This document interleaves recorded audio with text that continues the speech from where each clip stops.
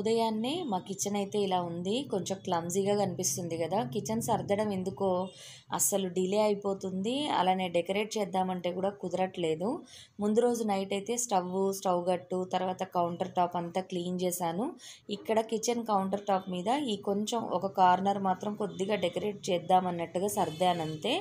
అలానే ఇక్కడ షింకులో కూడా అంట్లు నానబెట్టాను. అంటే ముందు రోజు నైట్ నేను వాష్ చేయలేదు. ఇక మార్నింగ్ పిల్లలు వెళ్ళిపోయినాక వాష్ చేయాలి కాబట్టి అన్నీ కూడా తడిపి ఉంచానన్నమాట. నానితే కొంచెం ఈజీగా వాష్ చేసుకోవచ్చు కదా.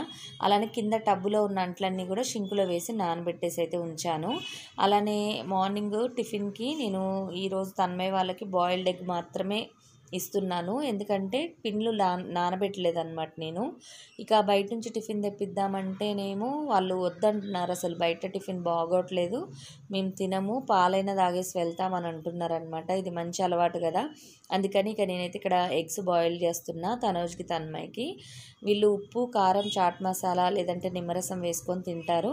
తన్మయ్ కోసం అయితే ఇక్కడ పాలు కూడా కొంచెం ఉన్నాయి, కలుపుతాను ఇక స్కూల్కి వెళ్ళేటప్పుడు తాగుతుంది. Friends, welcome back to our channel. అందరు ఎలా ఉన్నారు? బాగున్నారా? నేను బాగున్నానండి. చాలా రోజుల తర్వాత మళ్ళీ వీడియో ముందుకైతే వచ్చేసాను.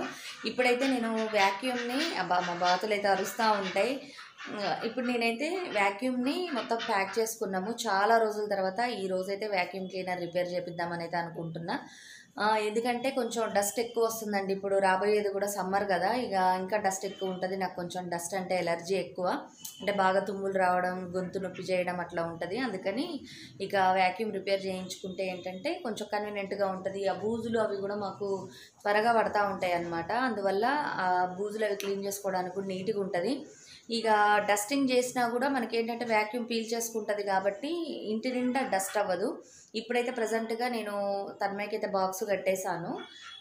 ఇంట్లో వర్క్ అంతా కూడా ఫినిష్ అయిపోయింది. ఇప్పుడు టైం వచ్చేసి 2:30 అయింది. నేను యురేకా ఫోబ్స్ వల్ల సర్వీస్ సెంటర్కి అయితే కాల్ చేశాను. వాళ్ళు లంచ్ టైం అంట 2:30 తర్వాత, అంటే వెళ్ళొస్తారంట. అప్పటికి 2:30 తర్వాత రమ్మన్నారనమాట. ఇక నేనైతే రెడీ అయ్యాను. ఇంకా లంచ్ అట్లా ఏం చేయలేదు మేము, ఎందుకంటే మళ్ళీ లేట్ అయిపోతుంది, మళ్ళీ తన్మయ్ని స్కూల్ నుంచి తీసుకొచ్చుకోవాల్సి వస్తుంది కదా. అందుకని నేను వీడియోలో చాలా రోజుల నుంచి కనిపించట్లేదు కదా, ఓన్లీ వర్క్ మాత్రమే షేర్ చేస్తూ ఉన్నా.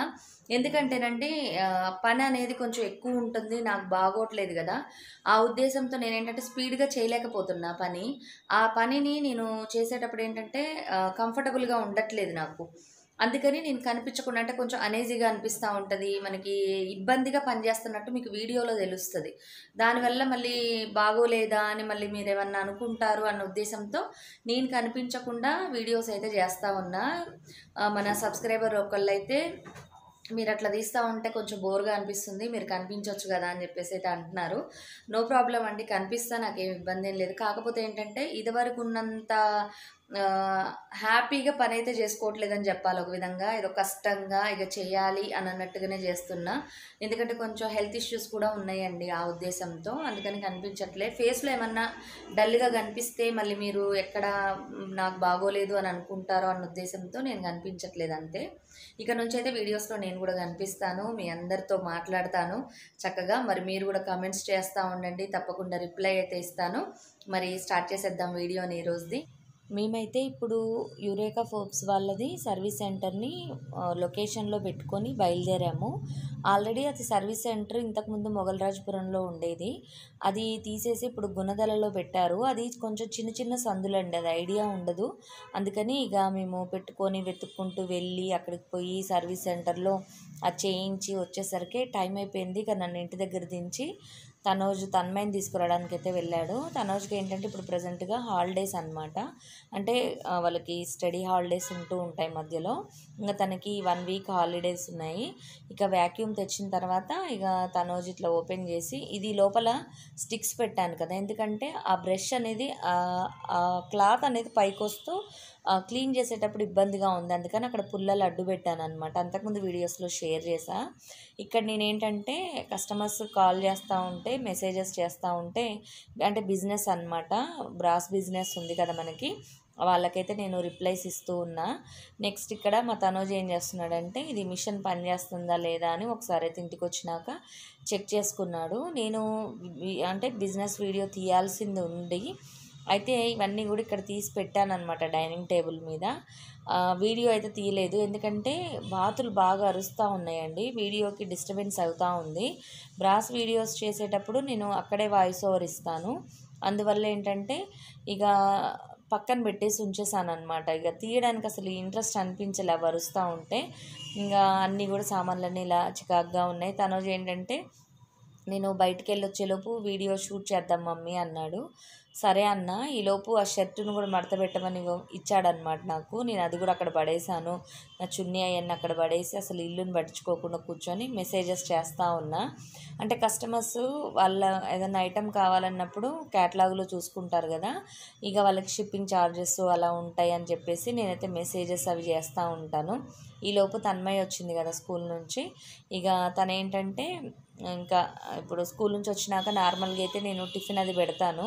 ఇవాళ పిండ్లు ఏం లేవు కదండి, ఇక నేను ఆఫ్టర్నూన్ కూడా వేయలేదు. అంటే నేను చెప్పానుగా మీతో బయట చాలా పనులు ఉన్నాయని, డీమార్ట్కి వెళ్ళాల్సి ఉండే, నేను వెళ్ళలేదన్నమాట. నాకు అక్కడికే లేట్ అయిపోయింది వ్యాక్యూమ్ చేసేసరికి. నేను ఇంకా కొన్ని విషయాలు కూడా షేర్ చేయాలి, మీతో షేర్ చేస్తాను సపరేట్గా వ్యాక్యూమ్ గురించి. ఇక్కడ ఏంటంటే ఇక వచ్చేసరికి లేట్ అయిపోతుంది మళ్ళీ తన్మయ్యకి అని అన్నట్టుగా ఇక మేము ఎటు వెళ్ళకుండా ఆ మిషన్ అయితే రిపేర్ చేయించుకొని వచ్చేసామన్నమాట. వెళ్ళేటప్పుడు అన్నం దీన్ని వెళ్ళలేదు నేను తనోజు కూడా, ఇక లేట్ అయిపోతుందని చెప్పేసి ఇక తన్మయ్యకి ఇప్పుడు పెట్టాలి అన్నమే. అంటే వెజిటబుల్ బిర్యానీ చేశానండి ఆఫ్టర్నూన్ నేను.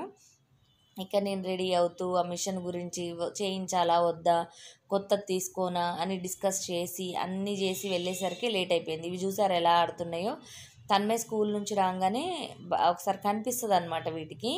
ఇవేంటంటే అరుస్తూ ఉంటాయి, అది చూసారా కాళ్ళు ఇలా పైకని, చిన్నపిల్లలు కనుక ఏదన్నా అందకపోతే కాలు పైకని లాక్కుంటూ ఉంటారు చూసారా, అలా లాక్కుంటున్నాయి. ఇవి వచ్చేటప్పటికి వేరేవండి, కొంచెం పెద్ద సైజులో ఉంటాయి. ఇవేంటంటే తన్మయ్ కాల్ని చూస్తే కొరుకుతూ ఉంటాయి అన్నమాట, పరిగెత్తుతూ ఉంటుంది తన్మయ్. ఆ కాల్ని చూస్తే చాలు ఇవి అలా కొరుకుతూ ఉంటాయి, కండబట్టి పీకుతాయండి బాగానే, బ్లడ్ క్లాట్ అవుతుంది అనమాట. ఇక చూడండి ఆడిపిస్తుంది. ఇది ఎక్కడ ఆటనో ఏమో ఈ కోతులాట, ఇది ఒకటి నేర్చుకుంది తన్మయ్. అదిగోండి వాడిని అలా ఉరికిస్తుంది, వాడేమో వెనకొచ్చేస్తాడు, కాలు పట్టుకొని కొరుకుతూ ఉంటాడు, మళ్ళీ మాకు నొప్పి వస్తుంది. అందుకని ఏం చేస్తుంది, వెంటనే ఇట్లా మంచాల మీదకి పరిగెత్తుకుంటే ఎక్కింది చూసారా. పడతావని చెప్తే వినదు. అవి చూసారా తన కాళ్ళని చూసి ఎలా అంటుందో. అస్సలు తన్మయ్ రాగానే ఇక తన్మయ్ని చూసి అరుస్తూ ఉంటాయి అన్నమాట, బాగా అలవాటు తన్మయ్కి. ఇక బయట వాళ్ళు ఎవరైనా కనిపిస్తే కొత్త వాళ్ళు అరుస్తాయండి, భయపడతాయి. మమ్మల్ని అయితేనేమో ఏమనవు, మిగిలిన వాళ్ళని చూస్తే భయపడతాయి ప్లస్ అరుస్తూ ఉంటాయి. అది చూడండి ఆ సందులోకి ఎలా పోతుందో. ఇక ఈ విధంగా చాలాసేపు ఆటలాడింది. అవైతే ఒకటే ఎగురుతూ ఉంటాయి. ఇక తను వచ్చినాకనే అనమాట ఈ పనంతా. రెక్కలు ఇరుగుతాయి అన్నమాట, రెక్కలు ఇరుగుతాయి అన్నా కూడా వాటికి ధ్యాస లేదు, మా తన్మయ్యకి కూడా ధ్యాస ఉండదు. మనం ఏదైనా చెప్తే వినరు. అది చూడండి ఇవి ఎగురుతాయి కూడా అండి, కాకపోతే ఏంటంటే బాగా పక్షుల్లాగా పైకి ఎగరవు, కానీ కొంచెం ఎత్తుకు ఎగురుతాయి అన్నమాట. కోళ్ళు ఎగురుతాయి చూసారు అలాగా, ఎందుకంటే ఇవి కూడా వెయిట్ ఉంటాయండి, అందుకని. రెక్కలు చూసారు ఎలా ఇప్పుకుంటూ ఎగురుతుందో. ఇవి దాదాపుగా 2 kgs 2.5 kgs వరకు ఉంటాయి. అది కూడా మేము పెడుతున్న ఫీడ్కి. మామూలుగా అయితే ఫామ్స్లో అయితే ఇంకా ఎక్కువ వెయిట్ వస్తాయి అన్నమాట. ఇదేంటంటే ఇంట్లోది కాబట్టి అలా అన్నమాట, తక్కువ వెయిటే ఉంటాయి. ఇక తన్మయ్ వాళ్ళ ఆటలు, మేము తినడం అదంతా అయిపోయింది. ఇక తన్మయ్తో పాటు వెజిటబుల్ బిర్యానీ అయితే కొంచెం తినేసాము. ఇక డిన్నర్కి వచ్చేటప్పటికి నేను టమాటా పచ్చడి చేస్తున్నాను, ఎందుకంటే నెక్స్ట్ డే అంటే బాక్స్కి కూడా యూజ్ అవుతుంది కదా అన్నట్టుగా. పచ్చిమిర్చి స్పైసీగా ఉన్నాయండి ఇవైతే, నాకు వీటిని చూడగానే టమాటా చట్నీ చేసుకోవాలనిపించింది. ఈ రెసిపీ మీ అందరికీ తెలిసే ఉండొచ్చు, కానీ నేను ఎలా చేస్తానో చూపిస్తున్నా, తప్పకుండా ట్రై చేయండి. ఈ రెసిపీ అయితే చాలా బాగుంది. ఇక్కడ నేను కొన్ని పల్లీలు తీసుకున్నా, 3/4 kg టమాటాలు తీసుకున్నాను, అలానే ఒక చిన్న కప్పు పల్లీలు తీసుకున్నా. మరి పల్లీలు ఎక్కువైనా కూడా టమాటా చట్నీ సప్పగా ఉంటుంది.